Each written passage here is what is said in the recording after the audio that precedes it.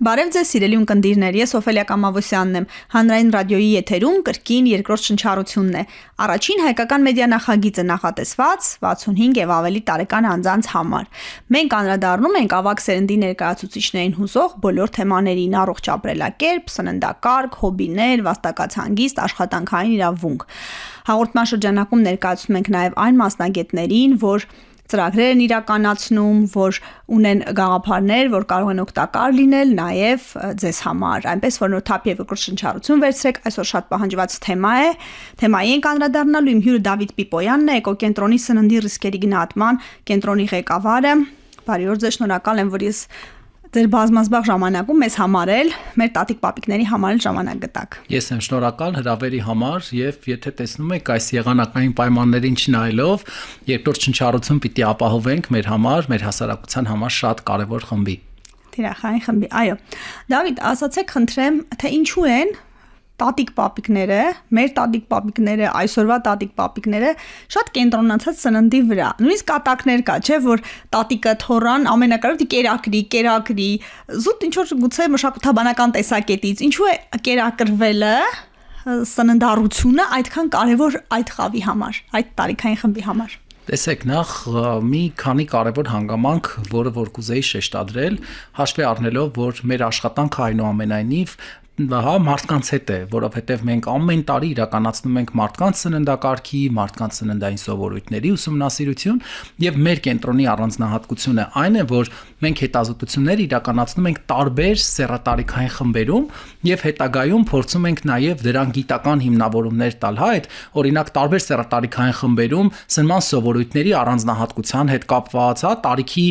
կապը, օրինակ տարբեր սնման սովորույթների եւ իսկապես շատ հետաքրքիր արդյունքներ ենք ստանում եւ պետք է մի ուրախալի լուր հայտնեմ, այս առումով իսկապես շատ կարեւոր է, որ անգամ կապ կա երեխաների սննդակարգի եւ թե ընտանիքում տատիկ-պապիկ կան, թե չկան։ Շատ հետաքրքիր։ Շատ կարեւոր է։ Որ տատիկ-պապիկը ամենայն հավանականությամբ երեխաները ավելի լավ են սնվում, հետեւողական կա, դրսի սնունդն է քիչ, կասեք։ Նախ կարեւոր, իսկապես շատ կարեւոր առանձնահատկություններ կան, տեսեք, տատիկները եւ պապիկները բնականաբար շատ սիրում են իրենց թոռնիկներին, բայց երբ իրենք մեծանում են եւ արդեն թոռնիկների խնամքով են զբաղվում, իրենք դառնում են շատ ավելի մեղմ։ Եվ այդ ամեն ինչը պարզ է նաև մեր ընտանիքներում, օրինակ իմ ծնողները երբեք իրենց երեխաների հետ չեն եղել, այդքան բարի, ինչքան որ թոռնիկի հետ։ Եվ իսկապես դա կապված է նաև մարդու տարիքի ֆիզիոլոգիական process-ի հետ, բայց ինչպես է դա կապվում արդեն սնման սովորույթների հետ։ Իդեպ ասեմ, նաև քննարկել ենք տարբեր դպրոցների եւ մանկապարտեզների հետ։ Գիտեք, այս տարի մենք մանկապարտեզներում եւս ունենք փոփոխություն սննդակարգի շատ կարևոր, շատ առանցքային։ Ուզում եմ հենց դա կապեմ մեր ընտանիքների հետ։ Ես հաճախ երբ գնում եմ դպրոցներ, որպեսզի քննարկեմ ճաշարարանների պատասխանատուների հետ, բոլորը նշում են մի կարևոր հանգամանք, որ ընտանիքներում կա տատիկ եւ պապիկ, երեխաները ավելի բազմազան խոհանոցի են սովոր։ Ինչով է դա պայմանավորված, որովհետև 21-րդ դարում հատկապես դե ես աշխատանքի բնույթով Երևանում եմ ավելի շատ լինում, մարզեր չեմ կարողանում մեկնել գործուղման։ Իսկ Երևանում գիտեք, կանայք շատ ծանրաբեռնված են աշխատանքով։ Իսկ այստեղ եւս կապ կա, որքան կինը ծանրաբեռնված է, իր աշխատանքային գրաֆիկը որքան ծանրաբեռնված է, նա ունի նաեւ բազմաթիվ այլ խնդիրներ, երեխաներին հասցնելու խմբակ, դպրոց, մանկապարտեզ։ Այնքան քիչ է եփում, այնքան քիչ է ժամանակ տրամադրում, այսինքն դա շատ նորմալ process է, որ ավելի տանը լինում են կիսաֆաբրիկատներով հարուստ ուտելիքներ, ժամանակ չի մնում տաք ճաշիկներ պատրաստելու, թարմ աղցաններ պատրաստելու, ինչը արդեն ազդեցություն է ունենում նաև երեխայի սննդակարգի վրա, որտեղ երեխան հետ է վարժվում, տաք ճաշիկ ուտելուն կամ թարմ աղցաններ օգտագործելուն, տատիկը եւ պապիկը որպես այդպիսին բնականաբար տանն են, ավելի շատ ժամանակ ունեն հատկացնելու այդ ամեն ինչին եւ ամենակարևորը, որը որ մեր սնման սովորույթների հետ կապված, եթե մենք հետ գնանք իսկապես մեր ավանդական խոհանոցին, ապա կնկատենք, որ մեր ազգային եւ ավանդական խոհանոցը աչքի է ընկել իր բազմազանությամբ եւ իր օգտակարությամբ։ Ցավոք սրտի, որքան մենք կտրվում ենք մեր նախկիններից, մեր պատմամշակութային ժառանգությունից եւ ակունքներից, այո, մենք ցավոք սրտի բախվում ենք մի շարք սննդային սովորույթների խախտման հետ եւ դա օրինակ մի քանի դեպքով, օրինակ բերեմ։ Հիմա օրինակ մեր հետազոտությունները, եթե մենք այսպես բաց, քարտեզի նման բացում ենք, մենք երբեք բարձր տարիքային խմբերում չենք ունենում օրինակ գազավորված ըմպելիքների չարաշահման կլաստերներ, որ օրինակ այդ չարաշահում են։ Էներգետիկ ըմպելիքների գրեթե կիրառություն գործածություն չունենք, այսինքն այստեղ էլ այնքան հստակ է, չեն օգտագործում, չեն այդ մթերքներին։ Այսինքն սա մի շատ կարևոր հանգամանք է։ Երկրորդ մյուս կարևոր բանը, որ կամ ես միշտ այդ օրինակը եւս վերում եմ, երբ օրինակ մեր մեծահասակները ինչ որ մեկին երկար ժամանակ չեն տեսնում, ինչ են ասում են դարձել էս նոր տարվա լիմոնադ։ Այսինքն նաև մարդկանց գիտակցության մեջ անգամ այդ լիմոնադը որպես դժվար ճարվող եղել, այսինքն մշտապես այդ սնման սովորույթ որպես դարձնելը չի եղել եւ նաև այս առումով շատ կարեւոր է, որ քանի որ միրգը, բանջարեղենը մշտապես մեր սննդակարգի մաս է եղել եւ օրինակ հատիկեղենը, այս առումով շատ կարեւոր է նաեւ թե մենք ինչ աշխարհագրական, ծագում ունենք, սա էլ է շատ կարեւոր, որովհետեւ մեր ընտանիքը օրինակ հորական կողմը գավառից է եւ չնայած մայրիկս գավառից չի, բայց մեր տանը գավառի խոհանոցը բնականաբար պահպանված է եւ դրա համար օրինակ ինձ համար եւս նորմալ է, որ տանը մշտապես պետք է ունենանք, տաք, ճաշատեսակ, այսինքն սա եւս շատ կարեւոր է։ Եվ այդ առումով կուզեի մի քանի օրինակ շեշտադրում անել մեր հատկապես 60 եւ պլյուս տարիքային խմբում, որ օրինակ նույն միրգը եւ բանջարեղենը, երբ մենք նայում ենք երիտասարդների մոտ, օրինակ խնդիր է, մենք նկատում ենք, որ միրգ, բանջարեղեն կամ բազմաթիվ չեն սիրում եւ չեն օգտագործում։ Օրինակ երիտասարդներ կան, որ նաև այդ բանջարեղենի տեսականու առումով այնքան քիչ բազմազանություն են բանջարեղենի օգտագործում, որ եթե այդ բանջարեղենի սեզոնը չի կամ այդ մրգի սեզոնը չի, ապա նայում ես, որ սննդակարգում անգամ այդ նվազագույն, օրական 400 գրամ միրգը եւ բանջարեղենը չեն ապահովում։ Իսկ արդեն մեր օրինակ 55 եւ պլյուս տարիքի խմբերում մենք նկատում ենք, որ նրանք ավելի մրգի, բանջարեղենի սպառման առումով իհարկե շատ ավելի նորմալ են սպառում, ավելի քիչ խնդիրներ են ունենում, բայց իհարկե հանուն արդարության պիտի ասեմ դա էլ ամռանը, որովհետև ցավոք սրտի նաև սոցիալ-տնտեսական պայմանները մեծ նշանակություն ունեն մարդու սննդակարգում։ Դավիթ, միշտ դրան անդրադառնալը մի հարց տատիկ թորնիկների բաց չթողնենք։ Պատկերավոր ասած, տատիկ ունեցող թորնիկները քրչիկը ուտում են, ավելիքով ճաշ ուտում են կամ շանս կա որ կուտեն, բայց տատիկ պապիկները նաև մի ձեր ասած դասիրակության մեղմելու հետ զուգահեռ նրանք քաղցրեղենի չարաշահում են թույլ տալիս։ Այո, ես հենց այդ մասով եմ, որ այո, եւ եկեք կոչ անենք, որ մի հյուրասիրեք, մի տվեք, եթե հատկապես գիտակից ծնողները թույլ չեն տալիս։ Այս երևույթը կա։ Բայց շատ ժամանակ ինչ են անում։ Սա ախր երևույթները ընդհանրապես, ինչպես ասում են, երկու կողմ են միշտ ունենում։ Տեսեք, բազմաթիվ տատիկներ եւ պապիկներ երեխային ասում են, «Էս ճաշը կեր», որ կոնֆետը տանք, այսինքն նաև այդ կոնֆետը երեխայի համար դարձնում են որպես խրախուսանք, բայց գոնե երեխային համոզում են, որ մի փոքրիկ այդ ճաշից ուտի, ես իհարկե անուն չեմ տա, բայց դպրոցներից մեկի պատասխանատուների հետ էի զրուցում, որը ինքը տատիկ է եւ շատ պոզիտիվ, այդպես երևում է, որ ինքն էլ երեխաներին շատ է սիրում, ես էլ միշտ ասում եմ, որ երեխաների հետ սիրում եմ աշխատել եւ հետեւում եմ իրեն հարցախույզ եմ անում, որտեվ աշխատում եմ ես էլ իրենց հետ ընկերական լինեմ, որ ոչ թե տուգաննում ենք, մենք տուգանող չենք, մարդը հանգիստ կիսվի քո հետ, որտեվ մենք նպատակ ունենք, որ ավելի ուղղելու, եւ մի օր տատիկներից մեկը ասեց, դե ասում է Դավիթ ջան, ինչ ասեմ, չեմ թաքցնի, ասում է քեզնից, որ տենում եմ մեր երեխեքը չեն ուտում, այ մարդ իմ թորից ես չեմ տարբերում դրանց, ասում եմ կեր, որ մի հատ ժելե տամ, այսինքն ես այդ միշտ ժելեի օրինակն եմ վերում, ես էլ ասեցի, որ դե ժելեն բնականաբար շատ վատ է, հատկապես երեխաներին, որտեվ բացի շաքարը, ներկեր, հավելումներ եւ ընդհանրապես որևէ օգտակար բան չունի, եւ այո, ինչպես նշում ենք, սա շատ կարեւոր է, բայց այստեղ մի կարևոր խնդիր կա եւ կուզեի այ հիմա օրինակ մի փոքրիկ անցում անեմ, բազմաթիվ դժգոհություններ եմ ստանում նաեւ մանկապարտեզներից, որ երեխաները հրաժարվում են եւ տաք ճաշատեսակներից եւ աղցանից եւ հատկապես այդ աղցանից հրաժարվելու դեպքում բազմաթիվ երեխաներ սոված են մնում։ Որն է լուծումը հետաքրքիր։ Ահա, սա էլ է շատ կարևոր։ Գիտեք, որովհետև մենք եթե երեխային տանը, հա, իսկ ցավոք սրտի պետք է նշեմ, որ այդ նույն դաստիարակության մեթոդների հետ կապված ես նկատում եմ, որ որքան ժամանակը անցնում է,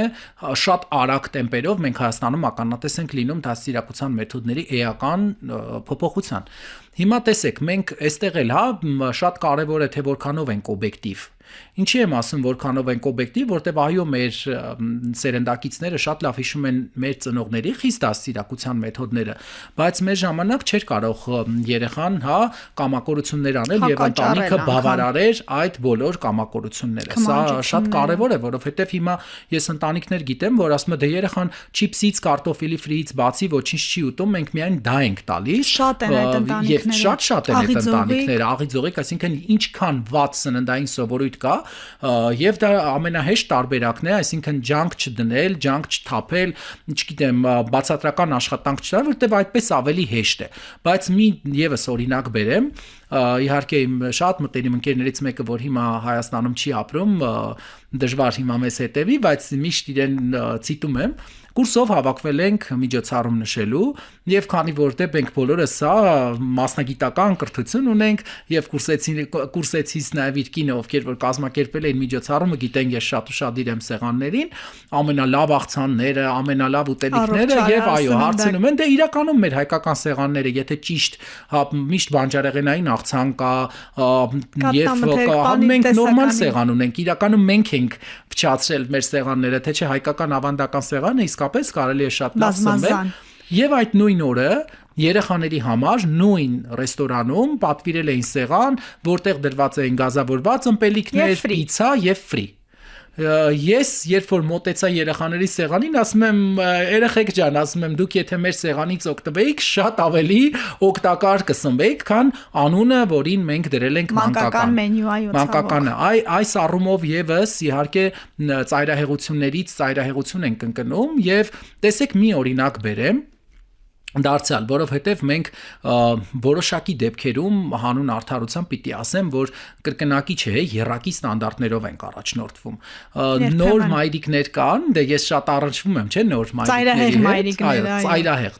Բայց այդ նույն ծայրահեղ մայրիկը դու տեսնում ես, թե երեխային ինչքան շոկոլադ է տալիս, ինչքան քաղցր է տալիս,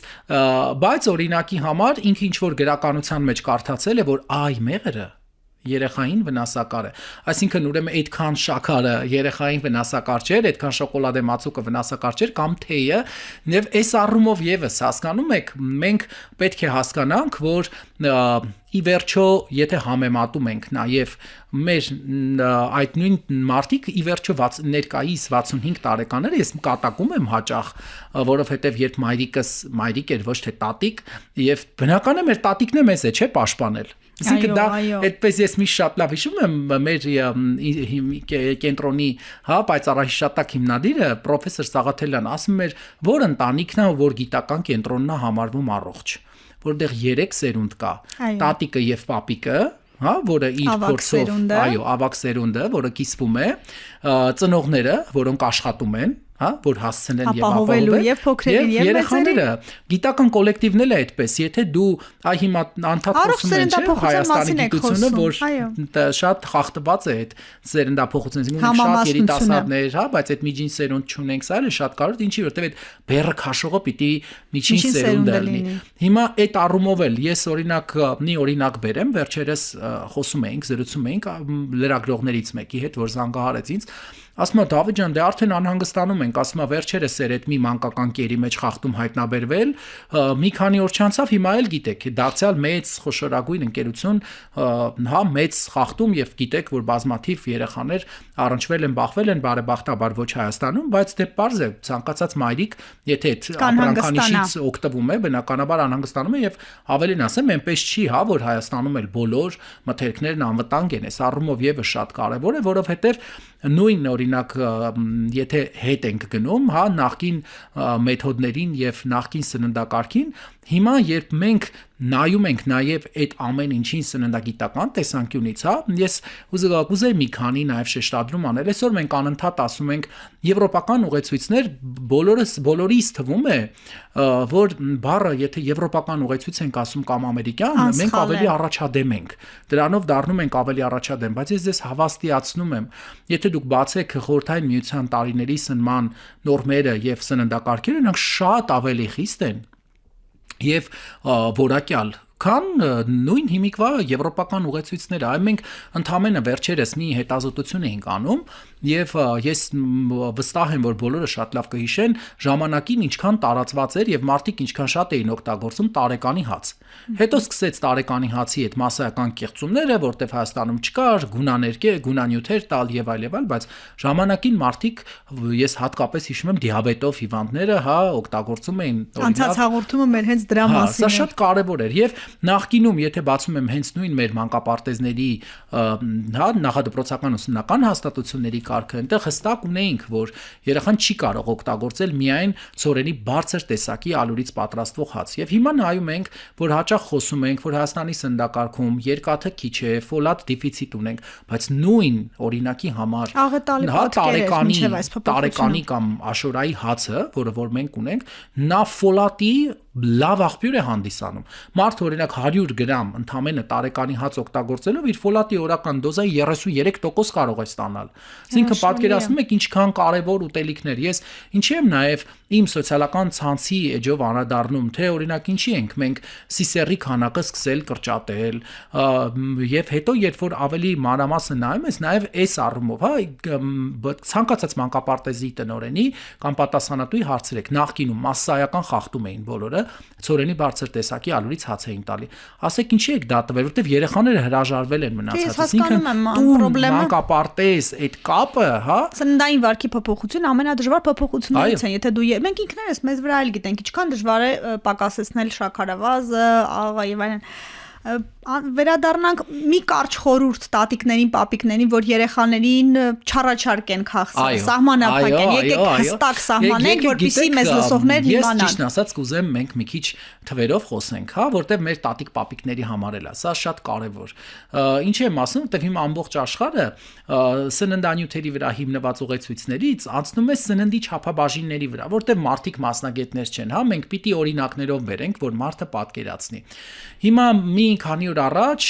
հանրային հեռուստաընկերությունում տաղավարում հնարավորություն ունենք այդ նույն մեթոդը կիրառելու եւ բազմաթիվ տատիկներ, պապիկներ կային տաղավարում, օրինակ հարց տվեցինք մինչեւ հաղորդումը, ինչ եք կարծում, արդյոք դուք աղաչարաշահում եք, մեծ մասը նշել էին ոչ, հետո ընդամենը 3 աղ պարունակող մթերքի օրինակ բերեցինք հաց, պանիր եւ մսամթերք, հաղորդման ավարտին բոլորը պատասխանեցին, որ այո, որտեւ արդեն չափաբաժնով ասեցինք, այսքան չափաբաժնով կգերազանցեք։ Հիմա որպեսզի նաեւ մեր տատիկներին, պապիկներին, իհարկե թորնիկներին մենք բոլորը շատ լավ գիտենք, որ իրենք շատ սիրում են, բայց ուզում եմ մի քանի օրինակ բերենք, որ իրենք եւս հասկանան, թե երեխայի օրական շաքարի նորմը ինչքան հեշտ է անցնել։ Պատություն չանեն։ Հա։ Հիմա տեսեք, այն օրինակի համար շոկոլադե մածուկները կամ շոկոլադե սալիկները, որ մենք տալիս ենք երեխաներին, դրանց 100 գրամը պարունակում է ընդհուպ մինչև 57 գրամ շաքար։ Նորման ինչքան է։ Նայեք, եթե մեծահասակների պարագայում թույլատրելին 10 է, բայց ցանկալին 5-ը, այսինքն 50 գրամ է մեծահասակի համար, իսկ ցանկալին 25, որպիսի պատկերավոր օրինակ բերեմ, 1 բաժակ գազավորված ըմպելիքը, որը 12 գրամ շաքար է պարունակում, 300 մլ արդեն դա 25 գրամը գերազանցում է։ Մեծի դոզան, մեծի չափաբաժինը ելուր մնաց։ Եթե 50-ով կես լիտրն է գերազանցում, եթե հա ավելի երաշխավորվող քանակը, որ ավելի դեպրոտեկտիվ պիտի լինի, հա, ավելի ցածր պիտի լինի, այսինքն մենք չենք պատկերացնում, բայց դուք պատկերացնում եք մենք օրվա ընթացքում ինչքան տարբեր մթերքներ ենք օգտագործում, որոնք շաքար են պարունակում։ Այ մի նոր աշխատող ունենք, այդ ցանկը նայում է, ասում է, այս ցանկերը ինչի եք շփոթել, ասում եմ, ի՞նչն ենք շփոթել, ասում է, դե այս շաքարի մթերքներում այնց տարբեր բաներ ա ներառված, շփոթած, ասում եմ, չէ, չենք շփոթել, դրանք բոլորը շաքար են պարունակում, ասում եմ, ոնց, կետչուպը շաքար է պարունակում, ասում եմ, կզարմանաս, բայց մեծ քանակով։ Այ հենց դա է տարբերությունը, որ տոմատը թթու է, իսկ կետչուպը շատ շատերը գիտեք, որ տոմատից հրաժարվում են, բայց կետչուպ սիրով ուտում են, որտեղ կետչուպը մեծ քանակությամբ աղ է պարունակում, հավելումներ է պարունակում, շաքար է պարունակում, եւ սա կարեւոր է, որպեսզի մարդիկ եւս պատկերացնեն, որ արտաքուստ անմեղ սննդատեսակի տակ եւ աղ կա եւ շաքար կա եւ գոնե թորներին խնայեն իրենց էլ։ Եվ այս առումով մի բան եմ ուզում ասել, որ մենք չպետք է վախենանք։ Գիտեք, մեր Հայաստանում ընդհանրապես մենք սիրում ենք, չէ՞, կողքիններին պոպուլիզմի մեջ մեղադրել, բայց բոլորս ուզում ենք լինել լավամարդ։ Այդպես չի լինում։ Ես օրինակի համար լավամարդ լինելու դերը ին վրա չեմ վերցնում, բայց գիտեք, որ այդպես շատ դժվար է ապրել։ Դու այդ ժամանակ արդեն հա եւ մարդիկ սկսում են օրինակ նույն բան անել քեզնից թաքուն։ Եթե ձեզ թվում է, թե ես եթե եթերներում, հա, տարբեր այս թեմաներով խոսում եմ, մեր տանը ինձնից թաքուն վատ ուտելիքներ օգտագործողներ չկան, դուք չարաճար սխալվում եք, որտեղ մեր տնեցիք են սպասում են, ես տանից գնում եմ եւ չեն սիրում, այո, շաքարը մեժողներին չեն սիրում, ես էլ եմ բախվում։ Կարճ անդրադառնանք, թե 65+ տարիքը ամենաշատը ինչ է սիրում, ասեցինք տոմատի մածուկ, այն օգտակար բաները կար պահածոների մասով, շատ կար ժամանակը, շատ սահմանափակ է եւ նաեւ յուղը նախկինում ընդունված էր յուղի օգտագործումը։ Այդ սերունդը օգտագործում է ձետ, ավելի տապակած սննդատեսակներ, հա, տակուտեսների մեջ, որ պակաս քան ապուրները, այստեղ էլ կարակ օգտագործեն գործնական խորհուրդ։ Օֆելիա ջան, ամենաբարդ հարցն եք տալիս եւ ամենաերկար պատասխանը ենթադրող, բայց ես պիտի փորձեմ շատ կարճ լինել։ Ընդհանրապես տապակումը եւ ջերմային մշակումը, երբ ճարպ ենք օգտագործում, որպես սննդի վերամշակման գործընթաց, ամենավատորակներից է, որովհետեւ անկախ նրանից ինչ եք օգտագործում, անգամ այդ նույն ձեթը։ Ձեթը, եթե դուք ռաֆինացված եք արել, այո, կարող եք ջերմաստիճանը բարձրացնել։ Ինչեւ կարող եք ասենք 160 էլ բարձրացնել, 180 է, բայց ինչքան շատ եք բարձրացնում, այդքան շատ ազատ ռադիկալ է գոյանում, իսկ ազատ ռադիկալները ներկայումս բազմաթիվ հիվանդությունների եւ օրգանիզմի օքսիդատիվ ստրեսի պատճառ են։ Մյուս դեպքում, եթե ոչ թե բուսական եք օգտագործել կենթանական, դա հագեցած ճարպաթթուներ է պարունակում, ավելի քիչ ազատ ռադիկալ կառաջանա, բայց բնականաբար որ հա սահմանափակելու խնդիր ունի, այսինքն այս առումով եւս շատ կարեւոր է ռիսկի եւ օգուտի գնահատումը։ Հիմա ինձ եթե հարցնեն, այո, պարտադիր պիտի բարձր ջերմաստիճանում տապակեմ, ես անպայման կասեմ կամ ձեթ օգտագործեք, բայց անպայման զտված, ռաֆինացված կամ կես կարակ, հա, եւ կես բուսայուղ։ Կամ էլ խաշեք։ Բայց այդ եմ ասում, հա, օրինակ վերջերս նաև այդ առումով էի ասում եմ, ես ճիշտն ասած շատ չեմ սիրում տապակած ուտելիքներ, բայց հետո երբ փորձեցի կապ գտնել, հասկացա, որ ինչպես նշեցի, տանը եւս, հա, գավառի ավելի շատ խոհանոցն է տարածված, որտեղ առաջի ճաշատեսակները որպես այդպեսին հիմնականում էփած ուտելիքներ են, այսինքն ճաշեր են, չգիտեմ, կարտոֆիլով, բուսական, չգիտեմ, հա, սիսերով, փախլավայի յուղով շերտերից հետո Բայց այնուամենայնիվ ոնց ուզում էի հիշեի, հա, որ այդ տապակած օրինակ ուտելիքները մեր ընտանիքում երբեք շատ հա այդպես պոպուլյար չի եղել։ Բայց մյուս կողմից ուզում էի ասել նաև որ մեր բոլոր անկախ նրանից հա որ տարիքային խումբն է հետևում մի շատ կարևոր հանգամանք, որ մենք պիտի հասկանանք, որ սննդամթերք ունի ռիսկեր եւ օգուտներ։ Եվ օրինակ եթե հիմա ինձ նույն հարցը տա երիտասարդ, որը որ չգիտեմ, հա, մարզասրահ է այցելում, ես կասեմ, որ այո, կարող ես նաև հագեցած ճարպաթթուներ օգտագործել, բայց մենք բոլորը շատ լավ գիտենք, որ Հայաստանում սիրտանոթային համակարգի հիվանդությունները այնուամենայնիվ մեր հիվանդությունների բեռում մեծ կշիռ ունեն, մայրիկս էլ սրտաբան է, իր հիվանդների էլ մեծ մասը, հա, ես տեսնում եմ, որ այդ տարիքային խմբին են պատկանում, եւ այս առումով մի խնդիր եւս կա, որ մեր մեծահասակները չեն սիրում պահել դիետա կամ սննդակարգ, սա էլ շատ կարևոր խնդիր է։ Ես չգիտեմ դա ավելի հա սերունդներով է պայմանավորված թե սնման սովորույթներով, ինչի որովհետև կարծում եմ նաև իրենք երկար ժամանակ այնպես չի որ ուտելիքի այն բազմազանությունն են ունեցել, որը հիմա կա։ Հիմա ամեն ինչ, հա, ճարվում է ամեն օր, ամեն ինչ հասանելի է բոլոր խանութներում, բայց օրինակ տանը նույն նա մենք այդ խնդիր ունենք, որտեվ օրինակ հայրիկս, որ անցած տարի վիրահատվել էր եւ բժիշկը սահմանափակումներ էր նշանակել, ես զգում էի, որ ինչքան ծանր է իր համար, չնայած իր բոլոր սահմանափակումներով եմ ես սնվում, այնպես չի որ մշտական սննդակարգը իր սահմանափակումները որ գրած են, կոնկրետ են ուտելիքներն են, որ ես ընդհանրապես ոչ սիրում եմ, ոչ էլ իմ սննդակարգում ներառում եմ, բայց զգում էի թե ինքը ինչքան բարդություններ ունի այդ սնման սովորույթների փոփոխության եւ ամեն օր հարցնում էր բժշկին, երբ եմ կարողանալու, Երբ եմ երբ եմ դադարեցնելու։ կարողանալու, երբ եմ դադարելու այդ սահմանափակող սննդակարգերով սնվել։ Բայց եկեք հիշենք մի կարևոր հանգամանք, որ երկրորդ շնչառությունը մարդու համար շատ լավ է, անշուշտ, բայց այստեղ էլ շատ կարևոր է հասկանալ, որ օրինակ ինձ որ կատակ են անում, ձեզ էլ նշեցի, էկոկենտրոնում ասում են Պիպոյանի, սիրելիների խումբը այդ 50+ նա այնտեղ ասում են իրան շատ են բալետ անում, ոգևորում, բայց ինչով է դա պայմանավորված, որտեվ մարդիկ ավելի մեծ տարիքում են սկսում գնահատել իրենց առողջությունը, սննդակարգը։ Սա նաև դրանով է պայմանավորված, որ ես օրինակ նույն լրագրողական համայնքում շատ ընկերներ ունեմ, որ ասում են մայրիկս քեզ շատ է սիրում, ասում են դե մայրիկը ճաշակով է, դու ճաշակով չես, բայց իրականում որտեվ էլի մայրիկները ավելի տանն են, ես օրինակ միշտ են հաղորդումներին, որոնց որ մասնակցել եմ, լինի դա Շանթ հեռուստաընկերությունում, Հանրային հեռուստաընկերությունում, քանի որ ավելի առողջական ուղղվածություն են ունեցել բուժական, երիտասարդները չեն նայում այդ հաղորդումները, որովհետև տակ են կհասնեն, բացում կնային։ Այսինքն սա էլ է շատ կարևոր, որ մենք պետք է բոլորս հասկանանք, որ ենթադրենք, թեկուզ երիտասարդական տարիներին ինչ-որ հանգամանքներով պայմանավորված չենք հետևել, ապա երբեք ուշ չէ, երբեք փոխել սնման սովորույթները, շատ կարճ ընդամենը մի բան պատմեմ ձեզ, որտեվ գիտեմ եթերաժամը սահմանափակ է, օրինակ մեր տանը նաև աղի հետ կապված, իրենք ինձնից շատ ավելի աղի են ուտում, բայց ես քանի որ երկրից դուրս եմ երկար տարիներ ապրել, որտեղ ընդունված չի եղել ուտելիքը այդքան աղով համեմել, ես հետ եմ վարժվել։ Հիմա որ գալիս եմ արդեն շատ աղով համեմած ուտելիք, դե խնդրել եմ, այո, իրենց խնդրել եմ, որ աղը ուշ ավելացնեն։ Այսինքն իմ համար անալի, որտեվ դες չեմ կարող չէ հանել մեջից, եթե իմ համար են պատրաստում, որ հետո ավելացնեն։ Բայց հետո արդեն կամած իրենք էլ են մոռանում, մի քանի անգամ ավելացնել, եւ արդեն իրենք էլ են սովորում։ Այսինքն սա էլ է շատ կարևոր, որ սնման սովորույթները այո ժամանակի ընթացքում անընդհատ կարող են փոխվել։ Դավիթ, եւ վերջի հարցը, ասում են, որ կորելացիա կա միջոցների, փողի եւ սնունդի մասին, եւ ես ճանապարհին պատմեցի այն օրինակը, եւ արտերկրում ապրող տղան մորը ասում է ոնց ես,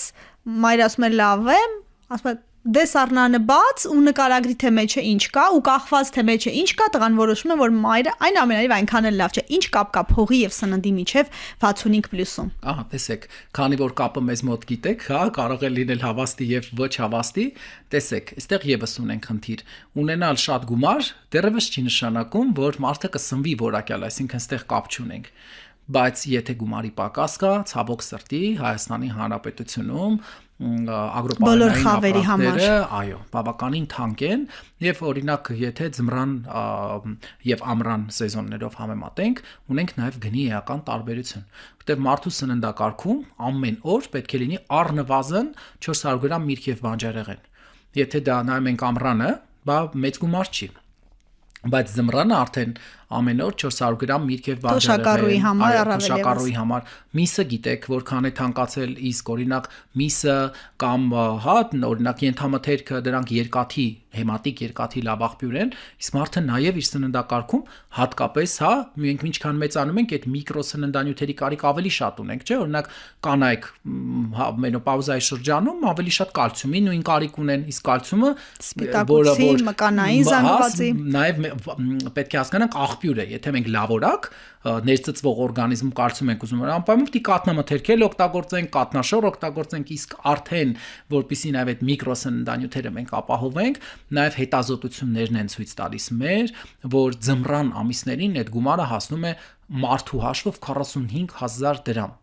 Այսինքն եթե տանը օրինակ 2 հոգի է ապրում, արդեն 90000 դրամ նրանք պետք է հատկացնեն այդ սննդին։ Հաճախ նաև այդ գումարից էլ են մարդիկ դժգոհ մնում եւ վատ մեկնաբանություններ են գրում, բայց մենք այդ մեթոդաբանություն ունենք եւ մարդիկ նաև երբ մեկնաբանություններն են գրում, ես հասկանում եմ, որ մարդիկ ճիշտ չեն հասկացել։ Դա վերաբերվում է մթերքի ձեռքբերմանը։ Այսինքն դուք որ մտնեք խանութ 90000 դրամի ուտելիք առնեք եւ բերեք ձեր տուն։ Դրա որտեվ տակը մեկնաբանություն են գրում, ինչ ես խոսում, դա մեկ սրճարան, դա սրճարանների, դա ռեստորանների մեթոդաբանությունով չի հաշվարկվում։ Դա այն պայմանների նվազագույնն է, հասկանալի։ Պայմաններում հաշվարկ ենք իրականացնում, բայց այս պարագայում էլ 45000 դրամը ձմռան 40000 դրամ թոշակ ստացող թոշակառուի համար անհնար բան է։ Դուք պատկերացրեք, որ ձմռանը, եթե օրինակ այս տարվա նման ցրտաշունչ, երկար պահպանվող, որտեղ ամբողջ հունվար մենք ջեռուցել ենք մեր տանը, հա, եւ գազն է շատ մեծ ցուցմունք գա նա բերել եւ էլեկտրականությունը։ Դրա համար եմ ասում, որ դուք պատկերացրեք, որ մարդը, որը որ ստանում է օրինակ 80,000 դրամ թոշակ, բայց ծնվելու համար անհրաժեշտ է 90, բա դեղ, բա կոմունալ, բա մնացած ծախսերը։ Լավ չեղա, որ հաղորդումը այս նոտայով փակեցինք, բայց այնուամենայնիվ ասենք, որ սննդային սովորույթները կարելի է բոլոր ցանկացած տարիքում փոխել, առավել եւս 60-ից հետո աղը պակասեցնել, շաքարը պակասեցնել եւ խնայել թորներին։ Այո։ Լսել զավակներին, խնայել թորներին, չչարաշահել քաղցրը։ Որտեվ նորից եմ ասում, պարտադիր միշտ պետք է ցիտեմ պրոֆեսոր Սաղաթելյանին, որտեվ ես իսկապես շատ եմ սիրում այս խոսքերը, 3 սերունդ եւ 3 սերունդների ամենակարևորը ներդաշնակ եւ համերաշխ ապրելը։ Սա իսկապես շատ կարևոր է, որովհետեւ դա նաեւ սնման սովորույթների վրա է մեծ ազդեցություն թողնում, այսինքն տատիկները, այո, անպայման պետք է մեկ ու մեկ էլ թորնիկներին երեստան։ Շնորհակալություն։ Ես էլ եմ շնորհակալ։ Ակտիվ եղեք, լսեք մեզ Հանրային ռադիոյի anradio.am կայքում, դիտեք հաղորդումը, բաժանորդագրվեք երկրորդ շնչառության YouTube-ի ալիքին, գտեք մեզ TikTok-ում, Instagram-ում, Facebook-ում, գրեք ձեզ ուզող թեմաների մասին, մենք դրանց անպայման կանդրադառնանք հաջորդ թիվ, առողջ ու երկար կյանք եմ մաղթում։